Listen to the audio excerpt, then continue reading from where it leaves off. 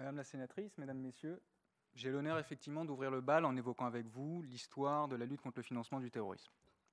Sur ce point, je vais vraisemblablement décevoir les férus d'histoire. La lutte contre le financement du terrorisme qui nous occupe ici est un combat tout à fait récent. Si le terrorisme, lui, existe depuis aussi longtemps que l'humanité est en capacité d'écrire sa propre histoire, la prise en considération du volet financier de ce phénomène se fait essentiellement dans le sillage des attentats du 11 septembre 2001. Préalablement, durant la guerre froide essentiellement, le terrorisme est avant tout une arme, utilisée par les superpuissances en confrontation pour s'affronter indirectement. Donc les flux financiers du terrorisme sont alors essentiellement reliés à Moscou et Washington, ce qui rend la lutte contre le financement du terrorisme au mieux inopérante, voire même franchement encombrante. Je citerai bien évidemment ici l'exemple le plus évocateur. Comme chacun sait, les moudjahidines afghans ont été armés financés par les États-Unis en vue de porter une atteinte décisive à l'armée soviétique embourbée en Afghanistan. Ces derniers, abandonnés par la main nourricière, se rassemblent au sein d'une organisation qui sera connue sous le nom d'Al-Qaïda. À compter de 1991, précisément, le terrorisme international prend un visage tout nouveau, totalement inédit. Ce dernier échappe au contrôle des États, profite des virtualités nouvelles offertes par l'économie de marché pour se financer et agir avec la volonté non pas de revendiquer une existence ni de revendiquer un territoire, mais avec la volonté de bousculer l'ordre mondial qui se dessine. Ce changement de paradigme se matérialise de manière dramatique dès 1993, avec le premier attentat raté contre le World Trade Center, puis de manière beaucoup plus dramatique à compter de 1998, et les attentats réussis contre les ambassades américaines de Nairobi et de Dar es Salaam, qui font plus de 200 morts. C'est la même année qu'Oussama Ben Laden sort de l'ombre et lance sa grande fatwa contre les juifs et les croisés. Face à cette nouvelle donne, la communauté internationale réagit, timidement, mais réagit tout de même, puisque le Conseil de sécurité des Nations Unies adopte la résolution 1267, laquelle vise à geler les avoirs financiers d'Oussama Ben Laden et de ses affiliés. Donc il s'agit du premier régime de sanctions onusien à cibler des individus nommément désignés. Préalablement, ce type de sanctions ne ciblait que des États. Il s'agit donc vraisemblablement de la première mesure de lutte contre le financement du terrorisme. D'autres initiatives internationales seront également lancées, puisqu'en 1999, c'est la France qui sera à l'initiative d'une convention internationale, la Convention internationale de lutte contre le financement du terrorisme, laquelle sera adoptée en 1999, mais n'entrera en vigueur qu'en 2002, faute de signataires suffisants. Entre-temps, nul n'ignore ce qui s'est passé le 11 septembre 2001. Le changement de paradigme est total et incite l'ensemble du droit international à repenser ses fondations. Avec ces attentats, la communauté internationale réalise en effet qu'un acteur privé, Al-Qaïda, est en capacité de menacer la paix et la sécurité internationale dans des proportions absolument inédites. Ce constat est peut-être aujourd'hui un lieu commun, mais il convient de garder à l'esprit qu'en 2001, il ne l'était pas du tout. L'ensemble de la Charte des Nations Unies a été bâti avec l'idée suivant laquelle seul un État est en capacité de représenter une telle menace. La lutte contre le financement du terrorisme, qui était alors indéniablement le parent pauvre de la lutte globale contre le terrorisme, devient très soudainement la pierre angulaire de cette lutte. Et j'en veux pour exemple la résolution adoptée par le Conseil de sécurité des Nations Unies le 28 septembre, 2 semaines après les attaques. La résolution 1373, et s'il y en a une seule à retenir, c'est bien celle-ci, impose aux États, je dis bien impose, 3 choses. La première, c'est de ratifier la Convention de 1999 que j'ai évoquée sur la lutte contre le financement du terrorisme. La deuxième, c'est de criminaliser le financement du terrorisme. La troisième, c'est de geler les avoirs financiers des avoirs terroristes éventuellement présents sur le territoire des États. Cette résolution fondamentale sera transposée dans le droit de l'Union européenne, puis dans notre droit national, puisque la France adoptera le 15 novembre 2001, 2 mois après les attaques, la loi dite sur la sécurité quotidienne, laquelle crée l'infraction de financement du terrorisme, aujourd'hui encore codifiée dans notre code pénal.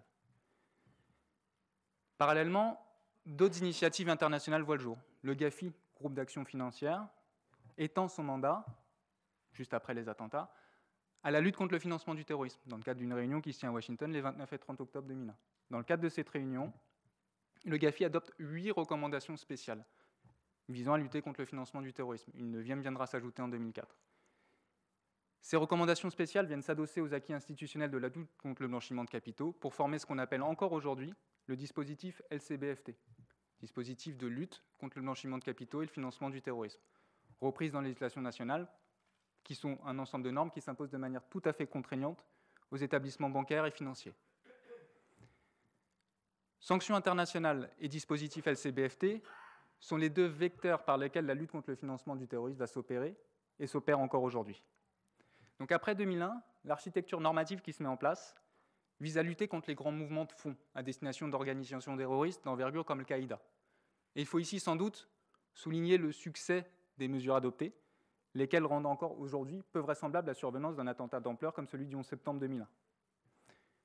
Néanmoins, depuis 2001, chacun aura pu constater l'évolution des modes opératoires utilisés par les terroristes.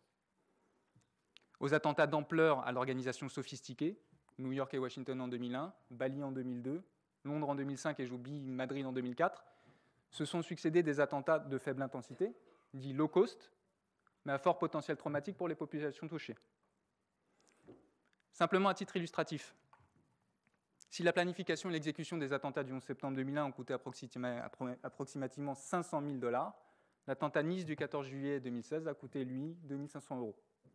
Voilà.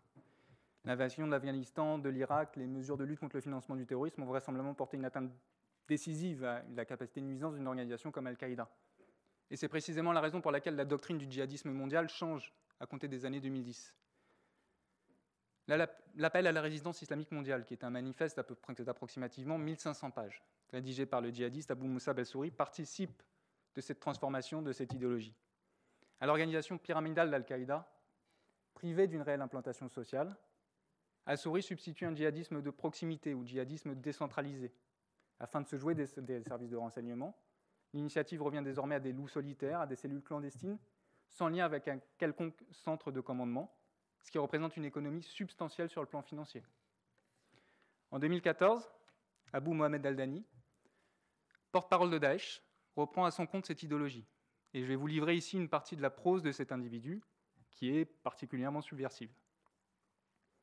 Si vous ne pouvez pas trouver d'engin explosif ou de munitions, alors isolez l'Américain infidèle, le Français infidèle, ou n'importe lequel de ses alliés.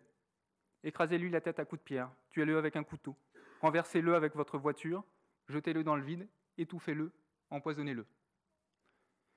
Ces propos font naturellement écho à ce que nous vivons en Occident depuis une dizaine d'années maintenant, et pas plus tard que ce week-end encore. Je vais vous paraphraser, Madame la sénatrice, parce que vous avez parfaitement raison en écrivant dans votre ouvrage que la lutte contre le financement du terrorisme est engagée depuis ses débuts dans une guerre de l'obus et du blindage. À cela, j'ajouterai sans doute une touche de pessimisme. Il est très difficile de lutter contre le financement du terrorisme, à l'heure où quelques euros seulement suffisent à commettre un attentat à fort potentiel traumatique. Je ne suis pas en train de dire de baisser les bras. Il s'agit bien de combler l'ensemble des failles de notre système bancaire et financier, par lesquelles les financiers du terrorisme pourraient s'engouffrer pour se financer et agir. Les nouvelles technologies qui apparaissent quotidiennement dans ce secteur d'activité incitent à une actualisation permanente de notre appareil normatif. Et les défis à venir sur ce terrain sont déjà et seront très nombreux.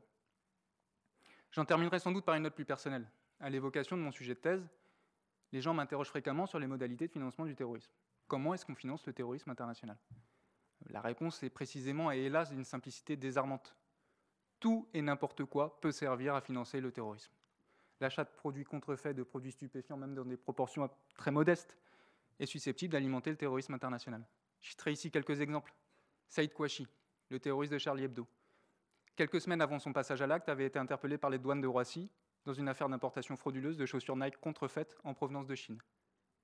En 2017, le FBI a découvert que l'État islamique finançait ses recrues à l'étranger grâce au site de vente en ligne eBay.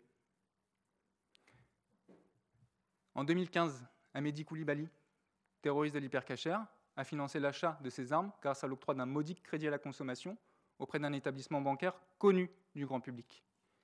Si financer le terrorisme est extrêmement simple, lutter contre le financement du terrorisme est corrélativement extrêmement compliqué. Un tel combat nécessite de repenser certaines de nos habitudes, certains des principes même qui fondent notre société. C'est la raison pour laquelle la lutte contre le financement du terrorisme ne peut faire l'impasse d'une vaste réflexion collective en vue de trouver tous ensemble des solutions visant à éradiquer ce fléau. Je vous remercie de m'avoir écouté.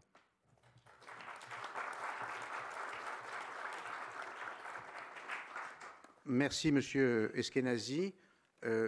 Vous pouvez évidemment poser des questions sur ce thème, sur la perspective historique, mais aussi sur le blanchiment. Je pense que vous avez une expertise sur ce point précis, donc n'hésitez pas à le faire.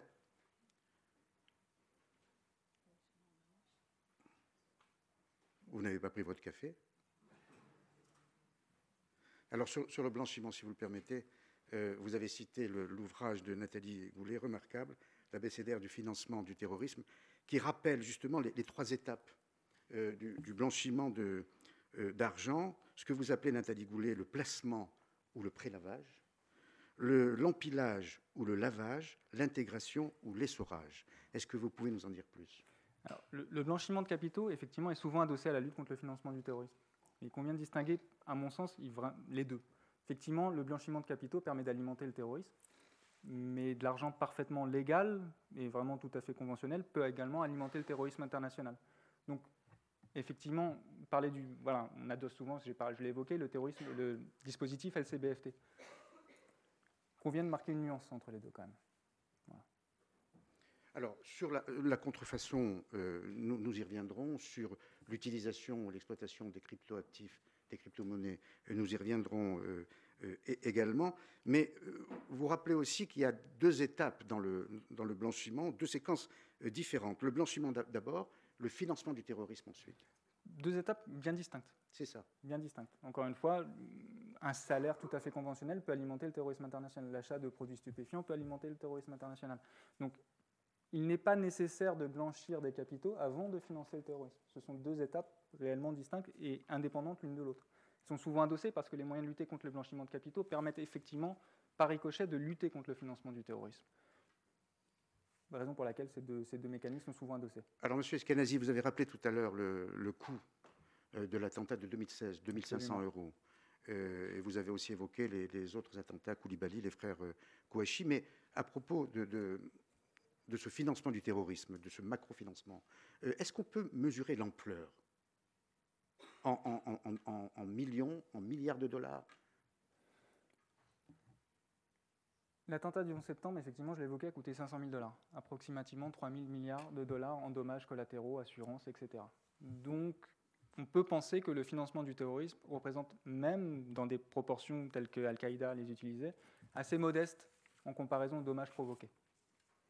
L'attentat de Nice, effectivement, c'est le plus évocateur. C'est effectivement 2 500 €, la location d'un logement conspiratif et la location d'un camion. Il n'en faut pas plus pour commettre un attentat qui, encore une fois, marque l'histoire française de manière assez définitive. Merci beaucoup, M. Eskenazi, pour ce constat. Nous reviendrons avec nos autres invités, nos autres experts, sur les moyens de lutter contre ce financement. Je vous remercie pour ce premier propos.